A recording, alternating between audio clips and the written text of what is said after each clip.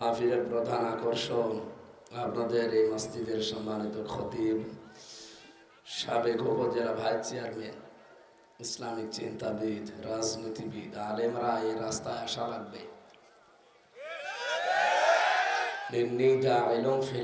খলিফা, আমি জমিনে খলিফা পাঠিয়েছি। খেলাফতের দায়িত্ব বুঝে নেওয়া লাগবে না আমাদের?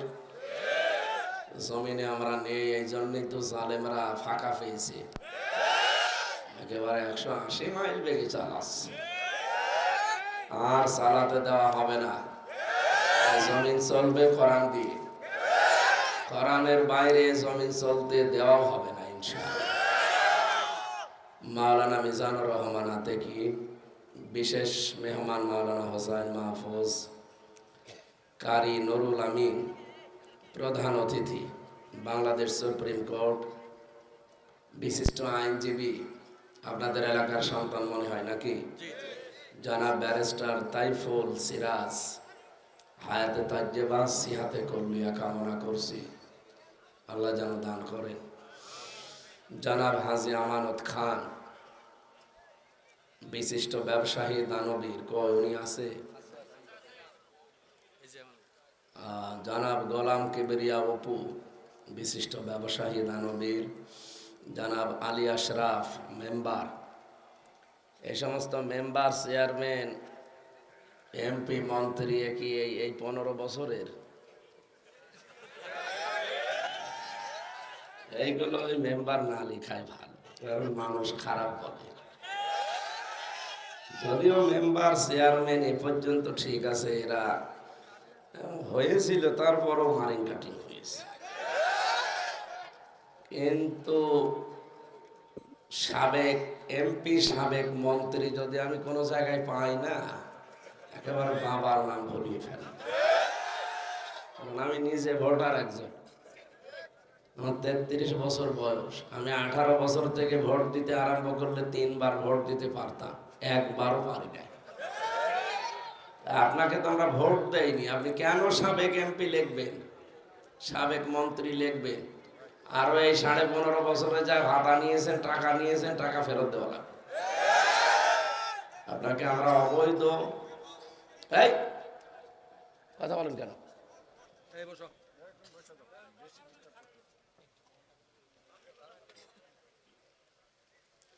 এই জন্য বলছি যে সাবেক এমপি, সাবেক মন্ত্রী, এই 3 বারে যারা লিখবেন না, যদি লজ্জা থাকে আপনার, আপনি এতটুকু লিখতে পারেন সাবেক চোর, কারণ আপনি চুরি করেছেন, আপনিও জানেন, আমিও জানি। আর একটু বেশি করে লিখবেন যে সাবেক ডাকাত। সুতরাং সামনে আর এটা চলবে না।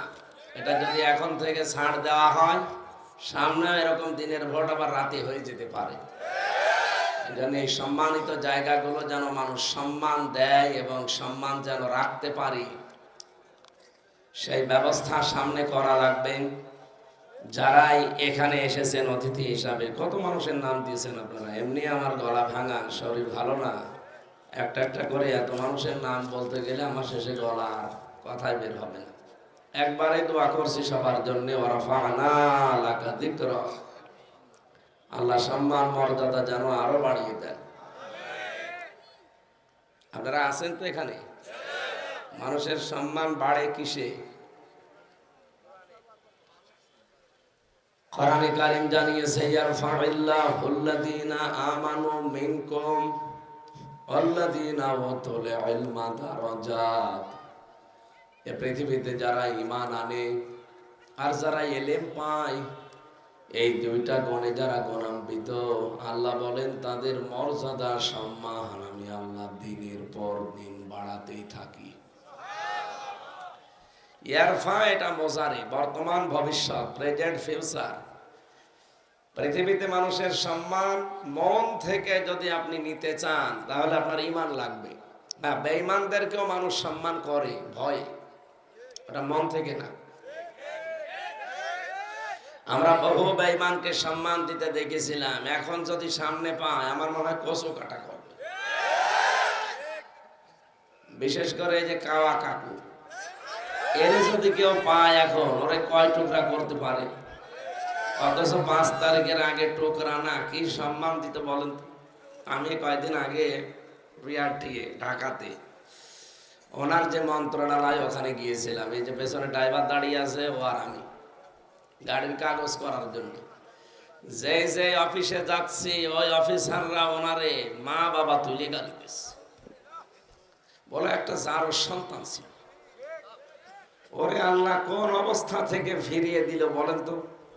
একেবারে কঙ্কাল হয়ে গিয়েছিল না। সিঙ্গাপুরে আমিও গিয়েছিলাম, ওর যে অবস্থা ওই সময়, এই লোকটাকে যে আল্লাহ ফিরিয়ে দিয়েছে ও তো কপাল। শুকরিয়া আদায় করে সারা জীবন আমার মনে হয় সেজদায় পড়ে থাকা লাগতো যে আমার বোনাস হায়াত চলছে। অথচ আল্লাহ সুস্থ করে দিল আর ওর বৃদ্ধি আরো বেড়ে গেল। এমন বড়া বেড়েছিল, কি দুর্নীতি করেছে আপনি খালি ওই অফিসে যাবেন। ওই যে মাসুদ তুমি ভালো হয়ে যাও, এই অফিসারটা বিএনপির ছাত্র দলের ছিল, বগুড়াতে বাড়ি। ওকে কালার করার জন্য মিডিয়া কভারেজ নিয়ে ওই দিন পরে সারা জাতির সামনে কালার করে দিয়েছে। মনে হচ্ছে যে মাসুদই মনে হয় অপরাধী, অথচ ওই ছেলেটা একটা টাকা দুর্নীতি করে নাই। 255 না 75 কোটি টাকার কাজ, অথচ কাজটা 35 কোটি টাকা হলেই হয়ে যায়। এতগুলো টাকা মারিং কাটিং করেছে। ও একটু বলতে গেছে, বলছে মাসুদ তুমি ভালো হয়ে যাও। আর মানে সারা দেশের মানুষ মনে করছে মাসুদ মনে হয় খারাপ, আর কাওয়া মনে হয় আসলেই কাওয়া। কত বড় নিকৃষ্ট চরিত্রের এখন বিভিন্ন ভিডিও বের হচ্ছে, দেখতে পাচ্ছেন না? রাত 12:30 1টা পর্যন্ত নায়িকা লাগে ওর গা টিপতে, শুধু ঘুম পাড়াতে। বলেন সুবহানাল্লাহ। আল্লাহ বাঁচিয়ে দিল কঙ্কাল থেকে, আর তুই কি করলি? এই জন্য তো মানুষের ভেতর আল্লাহ ঘৃণা তৈরি করে দিয়েছে। এত ঘৃণা করে মানুষ এখন সারা দেশে। তো আমি ঘুরছি, ওরে দেখলে মানুষ আমার মনে হয় ওরে আর আমার কুষ্টিয়ার হানিফেরে, এই দুইজনকে পেলে আবার নতুন করে মুসলমানি দিয়ে দেবে। যে মুসলমানি তো ছোটকাল একবার দেওয়া আছে, অন্তত নতুন করে আর একবার দিয়ে খাঁটি মুসলমান বানায়। কিন্তু মানুষগুলোর সম্মান ওই সময় মানুষ হয়তো ভয়ে ভয়ে দিত, এটাকে সম্মান বলে না। বাদশাহ হাজ্জাজ বিন ইউসুফ এর জীবনী পড়েছিলাম। এ জালেম ছিল, সামনাসামনি মানুষের প্রশংসা করত, পেছনে যে শুধু বদনাম করতো আর গালি দিত। পেয়াদারা একদিন এসে বলে, বাদশাহ নামদার আপনার জন্য তো বাইরে যাওয়া যায় না, শুধু গালি দেয়। আরে গালি দেয় মানে? আমার তো মানুষ সামনে একেবারে প্রশংসা করে আকাশে তুলে ফেলে। আপনি একটু বাইরে যান, দেখেন আপনার অবস্থা। ছদ্মবেশ নিয়ে পোশাক আশাক করে বাইরে গেছে। গ্রাম্য এক লোকের সাথে রাস্তায় দেখা, ডাক দিয়ে বলছে, এই বেটাই এদিকে আয়। বাদশাহ হাজ্জাজ বিন ইউসুফ লোকটা কেমন? ও তো জালেম। কি বললি? ও জালেম। আবার বল, জালেমের বাচ্চা জালেম। 3 বার জালেম শুনে ওর মেজাজ খারাপ হয়ে গেছে। যাই বেটা আমার চিনিস না? আমি সে হাজ্জাজ। চিন্তা করছে আমার তো মাথা থাকবে না। ডাক দিয়ে বলছে, বাদশাহ নামদার আপনি কি আমার চেনেন? না। আমি এই গ্রামের ওই লোক যার মাসে 2 দিন মাথা খারাপ হয়, আজকে তার পয়লা দিন। তুই পাগল? কারে ধরলাম?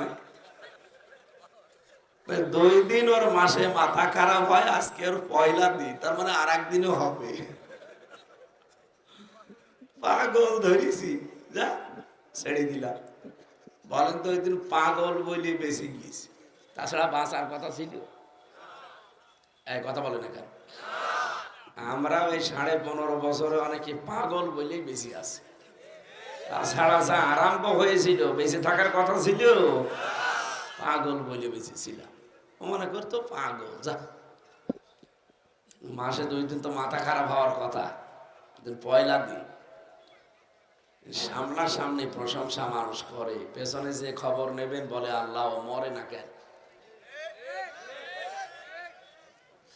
আল্লাহ রাব্বুল আলামিন বলেন, ফামা বাকাতা আলাইহিমুস সামাউ ওয়াল আরদু ওয়া মা কানু মুনজারিন।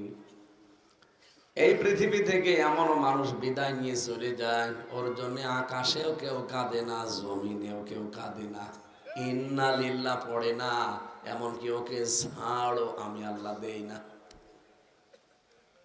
আমার মনে আছে 2024 সালের 5 আগস্টের বিকাল 5টা পর্যন্ত এই আয়াতটা 100 ভাগ কার্যকর। কেউ কেঁদেছে, নিজেরা ভিডিও বানিয়ে দুনিয়ার মানুষকে জানাচ্ছে যে উনি চলে গেছে, এই জন্য আমরা হাউ মাউ করে কাঁদছি, অথচ একজনের চোখে পানি নেই। কেন কাঁদবে?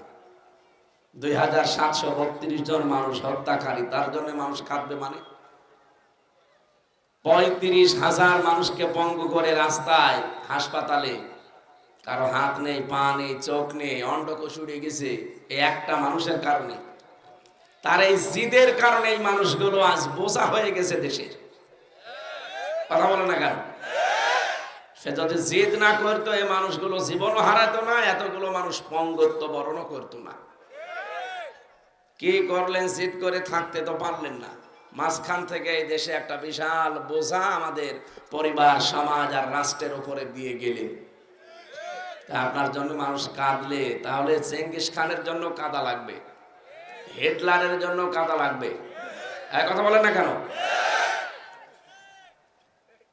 লেডি ফেরাউনের জন্য যদি কেউ কান্নাকাটি করতে চায়, তাহলে হিটলারের জন্য আপনাকে আগে 10 দিন কাঁদা লাগবে। কাঁদেন? সেও মানুষ হত্যাকারী, এও মানুষ হত্যাকারী।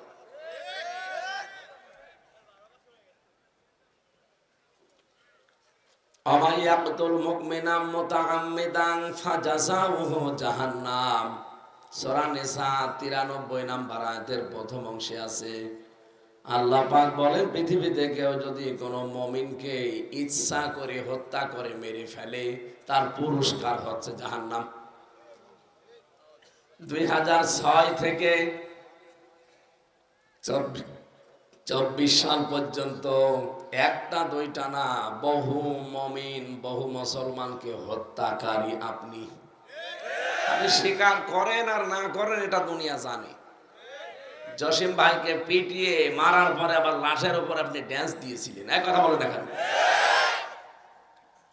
পৃথিবীর ইতিহাস যারা পাল্টিয়ে ফেলেছে, এখন কিছু মানুষ মায়া কান্না করছে না, তারা আবার আসুক, আবার দিনের ভোট রাতে করে আবার সাবেক এমপি হোক। কিসের সাবেক এমপি? এই বাংলাদেশ যতদিন আছে কোনদিন আর দিনের ভোট রাতে হবে না ইনশাআল্লাহ। এরা জীবন দেওয়া শিখে ফেলেছে, এখন মানুষের উল্টা পাল্টা কথায় জাতি আর বিশ্বাস করে না। এদেরকে বিশ্বাস করাতে হলে ওই চেতনার নাম বাদ দেন। কিসের 71, কিসের 47, কিসের 52, সব বাদ দিয়ে এখন এই দেশের চেতনা হচ্ছে আল্লাহর কোরআন। এ শুধু মুসলমানেরা, হিন্দু পর্যন্ত এখন চাচ্ছে। গত কয়েকদিন আগে আমিরে জামাত ডাক্তার শফিকুর রহমান হাফিজাহুল্লাহ গাইবান্ধা গিয়েছিল। এক হিন্দু ঠাকুর পুরোহিত মন্দিরের, দেখলাম ওনার আগে বক্তব্য দিতে গিয়ে কথা বলছে, এদেশে কোরআনের বিধান যদি কায়েম হয় আমরা সবচাইতে বেশি নিরাপদে থাকবো। হিন্দু এই জন্য বলছে, একটা হিন্দু যদি কথা বলতে পারে, বাংলাদেশের মুসলমান অন্তত আল্লাহ বলে একজন আছে বিশ্বাস যারা করে সে তো বলবে। কথা বলে না কেন? এই জন্য আগস্টের 5 তারিখের আগে আমরা ভয়ে হোক আর অন্য কোনো কায়দায় হোক, এদেশের জরিপ দেখেছিলাম মাত্র 100 জনের 15 জন এই দেশে কোরআনের বিধান চাইতো, মাত্র 15 জন। 100 জনের বলেন বলেন, অথচ এই 5.5 মাসের ব্যবধানে এখন 100 জনের 58 জন মানুষ চাচ্ছে দেশে কোরআনের বিধান কায়েম হোক। আপনি আর কিছুদিন চাইতে দেন, এদেশের 100 জনের 100 জন মানুষ বলবে আমরা এদেশে কোরআনের বিধান চাই। আমরা চাই না। আর কোরআনের বিধান যদি এদেশে কায়েম হয়, দিনের ভোট রাতে হয়ে যাবে? জীবনেও না। যার যে অধিকার সেখানে যেটা দেওয়া দরকার ঠিক ওই জায়গায় দেওয়ার মতো ব্যবস্থা এই রাষ্ট্র করে দেবে। অনেকের আবার একটু ভয় লাগছে যে আমি একটু ডাইল খাই, এই ডাইলের কি হবে? আমি একটু আকিস বিড়ি খাই, এই বিড়ির কি হবে? আপনি খেতে পারবেন, আপনি ডাল খান, বাবা খান, আকিস বিড়ি খান, আর বেনসন খান, যা খান খেতে পারবেন না? পারবেন না? অবশ্য পারবো। খাবেন আপনি, পারবেন। কিন্তু এখানে যে মসজিদ আছে আপনাদের, এই জিরোইন যে মসজিদের উদ্যোগে মাহফিল, এখানে যদি এখন ঈশান নামাজ পড়তে যান, আপনার বিড়ির নিশা, আপনার বাবা খেতে মনে বলছে, বলেন তো আপনি চার দেওয়ালের মাঝে থাকাকালীন আপনি বিড়ি খেতে পারবেন? ডাল খেতে পারবেন? বাবা খেতে পারবেন? যদি খেতে চান তাহলে চার দেওয়ালের থেকে বেরিয়ে বাইরে খাওয়া লাগবে, কারণ ওই পরিবেশে আপনি ওইটা খেতে পারেন, আপনার বিবেকেও বাধা দেবে, আর মুসল্লিদের সামনে তো পারবেনই না। এটা যেমন সহজে বুঝেছেন, বাংলাদেশে কোরআনে কারিমের 500 শরীয়তের বিধান আছে, এগুলো যদি কায়েম হয়ে যায়, ব্যক্তি, পরিবার, সমাজ আর রাষ্ট্রে পুরা 56,000 বর্গ মাইল হয়ে যাবে একটা মিনি জান্নাত। জান্নাতের ভেতরে যেমন বিড়ি আছে, আপনি খেতে পারবেন না, মনে চাইবে না পচা জিনিস খেতে। মসজিদের 4 দেওয়ালের ভেতরে যেমন আপনার মনে চাইলেও আপনি খেতে পারেন না, বিবেকে বাধা দেয়। ইসলাম যদি সত্যি চলে আসে, ওই ডাল, বাবা আর এই সিগারেট, আপনার বিড়ি খেতে মনে চাইবে না। খাবেন কোথায়? বাংলাদেশ থেকে বের হয়েছে খাওয়া লাগবে, কারণ 56,000 বর্গ মাইল একটা মসজিদের মতো হয়ে যাবে। আমরা ওইটা চাই, আমরা ওইটা চাই না। এটাকে যদি কারো কাছে রাজনীতি মনে হয়, হ্যাঁ এইটাই আমার রাজনীতি। এটাকে যদি কারো কাছে ধর্ম ব্যবসা মনে হয়, এইটাই আমার ধর্ম ব্যবসা। আর আপনি যেটা এটার বাইরে করেন, ওটা ধর্ম ব্যবসা না, ওটা দুর্নীতি। আমি মনে হয় এই 15.5 বছরের শুধু বিচার চাই, বিচার চাই, এটা আমি এখন বলতে চাই না। এখন চাই 54 বছরে যে যেভাবে উপায় করেছে, এই অবৈধ টাকারও বিচার করা লাগবে, সে যেভাবে করে, আর যে দলের লোকই হোক। ও যদি জামাত ইসলাম হয়, শিবির হয়, বিএনপি হয়, ছাত্র দল হয়, ও যে দলের লোক হোক, এই 54 বছরে যারা যেভাবে উপায় করেছেন, বৈধতা দেখা লাগবে এখন। যদি দেখেন যে না বাবা শাহজালাল সব হালাল, তাহলে ওরা দুদুকে ধরা লাগবে। আপনি কোথায় পেলেন এত টাকা? আজকে হাসিনার একটা বক্তব্য শুনছিলাম, বেনজির আহমেদকে নিয়ে, সাবেক সেনা পুলিশের প্রধান। বছর বেতন নাই 50,000 টাকা, ও 50,000 টাকা মাত্র ওর বেতন মাসে মনে করেন, তো 50,000 কোটি টাকার মালিক হয়ে গেল কি করে? এখন যে সবাই দেশের মানুষ আমারে শুধু গালি দেয়, এ দোষ কি আমার একার? আর কারণেই এখন বুঝতে পারে। ঘোষণা দিয়েছে আমি যেখানে আছি এটা একটা অঘোষিত জেলখানা। ঘোষণা দেওয়া না, অঘোষিত জেলখানা। জেলখানায় মানুষ যেভাবে থাকে, আমারও ওইভাবে কাটছে। দিন রাত আমার কাছে এক মনে হয়। ও আয়না নাকি দেখতে পারে না, আয়না দেখলেই নাকি আয়নার ভেতরে রক্ত বেশি ওঠে। এখন দেশের মানুষকে জানাচ্ছে যে দোষ তো আমার একা না, আমার একা গালি দেন কেন? আমার বোনেরও দোষ আছে। ব্যাংকের টাকাগুলো লুট করে সব কানাডায় পাঠিয়েছে, লন্ডনে পাঠিয়েছে কে? আমার বোন। আরো যে সমস্ত মানুষগুলো জনতার উপরে গুলি চালিয়েছে, সাথে আমার এই দোষ দেন, আমার এই বাঁশ দেন, দোষ ওদের নেই। ওরা নিজেদের অবৈধ টাকাগুলোকে বৈধ ঠিক রাখার জন্য গুলি চালিয়েছে। প্রত্যেকটা দিক আর বিভাগে যারা যারা এই কাজ করেছেন, প্রত্যেকের এই 54 বছরের হিসাব আমার মনে হয় এখন নেওয়া দরকার। নয়তো সামনে নির্বাচনে অনেকেই কালো টাকার ব্যবহার করবে। কি কথা, কি মন খারাপ হচ্ছে? এইটাই বাস্তবতা। এগুলো যদি না করেন, সামনে ওই যা লাও তাই কদু হয়ে যাবে, কিচ্ছু হবে না। মাঝখান থেকে এই জীবনগুলো নষ্ট হয়ে গেল না, এই জীবন আমরা আর নষ্ট হতে দিতে চাই না। সামনে যারা আসবে সৎ এবং যোগ্য হওয়া লাগবে। একদিকে সৎ হওয়া লাগবে, আর একদিকে যোগ্য হওয়া লাগবে। তাই বলে দরবেশের মতো সৎ হওয়ার দরকার নেই। 36,000 কোটি টাকায় শয়তান বেরিয়েছে। দেখেছেন না চেহারা? মনে হচ্ছে যে জিবরাইলের খালাতো ভাই।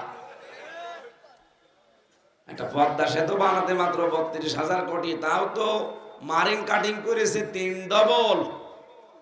এখন তথ্য পাওয়া যাচ্ছে যত টাকা দিয়ে পদ্মা সেতু বানানো 32,000 কোটি, ওই টাকা হলে ওর পদ্মা সেতু 4টা বানানো যেত। কাওয়া কাকু সেখানে 35 কোটি টাকার পরিবর্তে 255 কোটি টাকা মারিং কাটিং করতে পারে।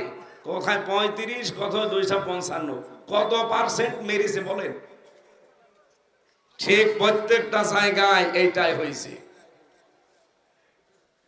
এই জন্য বলছে যারা এগুলো করেছেন শুধু 15 বছরে না, 15 বছরের টাকা তো এখন বিভিন্ন কায়দায় খরচ করছেন আমরা দেখতে পাচ্ছি। গত পরশুদিন সিলেটের জনতাপুরে কয়েকজন এরকম আমাদের মতো আলেমকে, এগুলো আলেম না, এগুলো নামধারী জালেম, নামের আগে শুধু মাওলানা লেখা আছে, এই জালেমদেরকে 3 কোটি টাকা দিয়েছে। ওই যে ওরা আগে কি সুন্দর মাল কামাইতা, এই যে 15 বছর যারা এটা করেছিল যে আগে কি সুন্দর, এই মানুষগুলো 3 কোটি টাকা দিয়ে বলেছে এখন আর মানুষ 71 খায় না, 47 আর খায় না। এখন আমাদের হাতে তার কিছু নেইও, আমরা তো দাঁড়াতে পারি না। তোমাদেরকে টাকাগুলো দিলাম, এক কাজ করো, এই দেশে মুসলমানদের একটা ঐক্য হওয়ার সম্ভাবনা দেখতে পাচ্ছি। কারণ সব ইসলামী দলের লোক এখন বলছে আমরা একটা বাক্স দিতে চাই। এই কথা শোনেননি? সর্বনায়ের পীর এই ঘোষণা দিয়েছে, খেলাফত মজলিসের আমির এই ঘোষণা দিয়েছে, জামাতের আমির এই ঘোষণা দিয়েছে। এরকম 12টা ইসলামী দল অলরেডি এক হয়ে গেছে। 1-2 দিনের ভেতরে দেখবেন ঘোষণা আসবে যে আমরা ইসলামের একটা বাক্স দিতে চাই। এদেশে হয় কোরআনের পক্ষে রায় দেবেন, নয় কোরআনের বিপক্ষে রায় দেবেন। ওরা চিন্তা করছে আমরা নামলে তো পিঠের চামড়া তুলে ফেলবে। এখন এই টাকাগুলো কি করব, খরচও তো করতে পারি না। এখন এই জালেমকে হাত করে সিলেটের জনতাপুরে দিয়েছে 3 কোটি, চট্টগ্রাম কি বরিশালে ছিলাম কালকে আমি, বরিশালে দিয়েছে 5 কোটি। আমাকে ওরকম কিছু হুজুরকে দিয়ে বলছে আপনারা বলবেন যে জামাত ইসলাম কোনো ইসলামী দল না, এরা রাজনীতিক দল, এদের সাথে থাকা জায়েজ নেই, এদের সাথে থাকা আর কাফেরদের থাকা সমান। এই কথা ছড়িয়ে পরে একটাকে ধরেছে পুলিশে, এমন পিটানো পিটিয়েছে, বলছে আমারে পিটাবেন না, আমি সব বলে দিচ্ছি। কি আমাদের 3 কোটি টাকা দিয়েছিল, টাকাগুলো এখন হালাল করা লাগবে না, এই জন্য আমরা একবেলা ওদের বিরুদ্ধে বলি, এরপরে আমরা থেমে যাই। বরিশালে যাদেরকে দিয়েছে 5 কোটি, ওরা একজন ধরা পড়ে এরকম পিটানি খেয়েছে, বলছে আমাদের দোষ না, টাকাগুলো হালাল করা লাগবে না। ঠিক আছে করেন, আরো সারা দেশে দেবে আমি জানি। এখন এইটাই ওদের হাতিয়ার। ওরা জানে যে এই ঐক্যটা যদি নষ্ট করে ফেলা যায়, সামনে আবার অনেক কিছু করার সম্ভাবনা আছে। এই জন্য কারো উস্কানিতে পা দেওয়া যাবে না, বিভ্রান্তিতে বিভ্রান্ত হওয়া যাবে। এরপরও যদি এই সুযোগটা সামনে আমরা ইসলামকে দিতে না পারি, আবার এই দেশটা ইসলামের জন্য 100 বছর পিছিয়ে যাবে।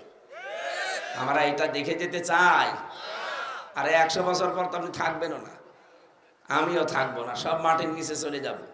চর্মচোখে একটু দেখে যান না কেন যে কোরআন দিয়ে দেশটা চললে কেমন দেখা যায়, এটা দেখে যাওয়া দরকার না? আর এটা তো ফেরেশতারা দেখাবে। হ্যাঁ, আমাদের হাতে যেহেতু আল্লাহ সুযোগ এবং সময় দুইটাই দিয়েছে, আমরা কাজে লাগাই। আমি শুধু আপনাকে বলছি না, নামধারী হন আর নামের বাইরে হন, আল্লাহ একজন আছে, বিশ্বাস যদি করে থাকেন এই সুযোগটা কাজে লাগান। না তো কি জবাব দেবেন কবরে গেলে? আপনি যে বলবেন রব্বি আল্লাহ, আমার রব আল্লাহ, ফেরেশতারা বাটাম দেবে। আপনি মনে করছেন না আমি তো রব্বি আল্লাহ বলেই ফেললাম, আবার ফেরেশতারা মারবে, মানে মারবে না কেন? রব মানে কি? না না, রব মানে কে বলেছে? আল্লাহ। রব মানে 19টা অর্থ আছে রবের। রবের প্রথম অর্থ রব মানে সৃষ্টিকর্তা, রব মানে অভিভাবক, রব মানে লালন পালনকারী, রব মানে আইনদাতা। আপনি যদি বলেও ফেলেন রব্বি আল্লাহ, আমার রব আল্লাহ, ফেরেশতারা কিন্তু উল্টা বলবে ওই রব যে আল্লাহ, রবের একটা আইন তোর দেশে চলতো, কি বলবেন আপনি? বলেন, আপনি ধরা খেয়ে যাবেন না? আমি আপনাকে বাঁচাতে চাই। আপনি যাই মনে করেন, যাই মনে করেন আপনি, যে না আমাদের মনে হয় মগজ ধোলাই করছে, কোনো মগজ ধোলাই দরকার নেই। আপনি জাহান্নামে গেলে আমার কোনো লাভ নেই, আপনি জান্নাত পেলেও আমার কোনো লাভ নেই। আমি চাই আমি যেন ধরা খেয়ে না যাই। কথা বলেন না কেন? কিয়ামতের দিন আমি যেন ধরা না খাই, এই জন্য বলছি চর্ম চোখে একটু দেখে যান যে ইসলাম দিয়ে দেশটা চললে কেমন দেখা যায়। আর এই দেশে যদি সত্যি ইসলাম কায়েম হয়ে যায়, আপনি যদি বেঈমানও থাকেন, আপনাকে ইমানদার করে কোরআনের বিধান এই দেশ থেকে বিদায় দেবে। কিয়ামত পর্যন্ত কবরে শুধু ঘুমাতে পারবেন। আপনি বোঝেননি? বুঝেছেন না? বোঝেননি? কুমিল্লাবাসী যদি দেশে ইসলাম চলে আসে, কোরআনের বিধান যদি কায়েম হয়ে যায়, আপনি যদি বেঈমানও থাকেন, ঈমান যদি আপনার হালকা পাতলাও থাকে, কসম করে বলছি মরণের আগে আল্লাহ আপনাকে ঈমান দিয়ে তারপরে মরণ দেবে। খলিফাতুল মুসলিমিন হযরত ওমর রাদিয়াল্লাহু তাআলা আনহু খেলাফতের দায়িত্ব পালন করে বাড়িতে আসলেন। ঘরে প্রবেশ করে দেখলেন তার বারান্দার উপরে একটা মাসুম বাচ্চার লাশ। এই গল্প করেন কেন?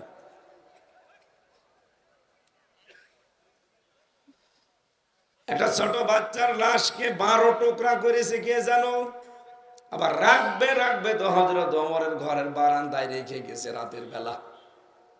উনি রাষ্ট্রের দায়িত্ব শেষ করে প্রবেশ করবেন বাড়িতে, দেখেন লাশ। থমকে দাঁড়ালেন। ওই সময় মন্ত্রী পরিষদকে খবর দিয়ে 3 সদস্য বিশিষ্ট তদন্ত কমিটি গঠন করলেন যে আমার দেশে কোরআনের আইন চলে, আর আমি নিজে এখনো পর্যন্ত খেলাফতের দায়িত্বে আছি, আর আমার ঘরের বারান্দায় একটা মাসুম বাচ্চাকে কেটে টুকরা টুকরা করে রেখে গেল। কার এত সাহস? ধরতে হবে। 3 দিন তারা হন্য হয়ে খুঁজছে, কিন্তু না, একটা লোক পাওয়া গেল না। হযরত ওমরের চিন্তায় খাওয়া দাওয়া বন্ধ হয়ে গেছে, যে আমার দেশে একটা কুকুরও যদি না খেয়ে মারা যায়, কিয়ামতে আমার জবাব দেওয়া লাগবে। আর সেখানে একটা মানুষকে 12 টুকরা করা হয়ে গেছে, আর আমার ঘরের বারান্দায় লাশ, আমি কিছুই করতে পারলাম না। এই দেশে যারা দায়িত্বে ছিল 54 বছর, এই মানুষগুলো যদি এই সেন্স তৈরি হতো, বাংলাদেশে কোন মানুষ আমার মনে হয় বিচার বহির্ভূত হত্যা হতো না। একটা মাসুম বাচ্চা মরে গেছে, এই জন্য উনি কাজ বন্ধ করে দিয়েছে বিচার করার আগ পর্যন্ত খাওয়া দাওয়া। আর আমাদের মানুষের লাশ পড়লে নাকি খাওয়ার বাহার বাড়ে। আমার ফাঁসি চাই এই বইটা পড়েন, মতিয়ার রহমান রেন্টু সাহেব লিখেছে যে লাশের খবর আসলে একজন নাকি ওই দিন আনন্দ বাড়িয়ে দিত। মানুষ, আমি আর নিচে নামলাম না। এরকম মানুষ যদি রাষ্ট্রপ্রধান হয়, সে দেশে মানুষ তো কুকুর শিয়ালের মতো মরবে। 3 দিন পার হয়ে যাচ্ছে, স্ত্রী বলছে আপনি আর কত টেনশন করবেন একটা মাসুম বাচ্চার লাশ নিয়ে। হঠাৎ দেখে একটা যুবতী মেয়ে রাজ দরবারে হাজির, তার বাবাকে নিয়ে এসে বলছে, খলিফা আপনার যে খাওয়া দাওয়া বন্ধ হয়ে গেছে, ওর টেনশন আমি। কি? ওই যে বাচ্চাটা দেখতে পেয়েছেন, কাটা টুকরা টুকরা লাশ, ওটা আমার ছেলে, আমি নিজে ওরে 12 টুকরা করেছি। হযরত ওমর বলে, এই মেয়ে মাথা ঠিক আছে? ঠিক আছে। কি করেছো? তুমি কি জানো মানুষ হত্যা করার শাস্তি কি? তুমি যে মেরে ফেললে, তোমাকে কিন্তু এখন ওই রকম টুকরা টুকরা করা হবে। কারণ মানুষ হত্যা করার শাস্তি দুনিয়াতে এইটা, যে যাকে মেরে ফেলবে এ কোরআনের আইন, তাকে মেরে ফেলা লাগবে। কি কথা বলে না কেন? সুতরাং এখন তোমাকে যেহেতু মেরে ফেলা হবে, কেন এই কাজ করলে এটা আগে বলো। মেয়েটি বলে, খলিফা আমি বলতেছি আমার বাবাকে নিয়ে আমি থাকতাম জঙ্গলে একটা এরিয়ায়। 3টা যুবক গিয়েছিল জঙ্গলে শিকার করার জন্য, ওরা শিকার পায়নি। প্রতিমধ্যে আমার চেহারা দেখার পর ওরা পাগল হয়ে যায়। যৌবনের তাড়নায় শয়তানের ধোকায় আমার বাবাকে ওরা ঘাসের সাথে বেঁধে রাখে। 3 জন মিলে গণধর্ষণ করে আমি গর্ভবতী হয়ে গেছি। এখন চিন্তা করেছি বাচ্চাটা পেটে আসার পরে যে দোষ তো আর বাচ্চার না, দোষ কি বাচ্চার? দোষ তো ওই 3 জনের। বাচ্চাটা জন্ম নিল, কোরআনে কারীম আমার সামনে এসে দাঁড়িয়েছে, কারণ আমি নিজে কোরআনের হাফেজা, আমি কোরআন বেশ ভালোই বুঝি। কোরআনের আয়াত আমার সামনে এসে দাঁড়িয়ে বলে, দেখো উতুল্লিম বাদা যালিকা জানিম। আল্লাহ পাক বলেন, হে নবী, কিয়ামত পর্যন্ত আপনি দেখবেন যারা বদমেজাজি, উগ্র, যারা আমার কোরআনে কারীমের প্রকাশ্য অপ্রকাশ্য শত্রুতা করে, যারা বাধা দেয়, এই মানুষগুলো যার সন্তান এদের জন্মের ঠিক নেই। মেয়েটা বলছে, খলিফা চিন্তা করলাম আমার পেটে জন্ম নিয়ে আমার বুকের দুধ খেয়েও বড় হবে, কিন্তু ওর বাবা তো ঠিক নেই। বাবা কয়জন? বলেন বলেন। আমার পেটে জন্ম নিয়ে বড় হয়েও কোরআনের বিরুদ্ধে অবস্থান নেবে, ওরা আমি বাঁচিয়ে রাখবো না। ও যেন বড় হয়ে কোরআনের বিরুদ্ধে অবস্থানও নিতে না পারে, এই জন্য ওরা আমি আগেই শেষ করে দিয়েছি। হত্যা করার পরে আমার কাছে আমার বিবেক মেনে নেয়নি। কি গো, একটা মানুষকে মেরে ফেললাম, আমি তো কোরআনের আইন জানি, দুনিয়াতে যদি কোনো অপরাধের বিচার না হয় কোরআন কেন্দ্রিক, কিয়ামতের দিন ওই বিচার আমার আল্লাহ ডবল করে করবে।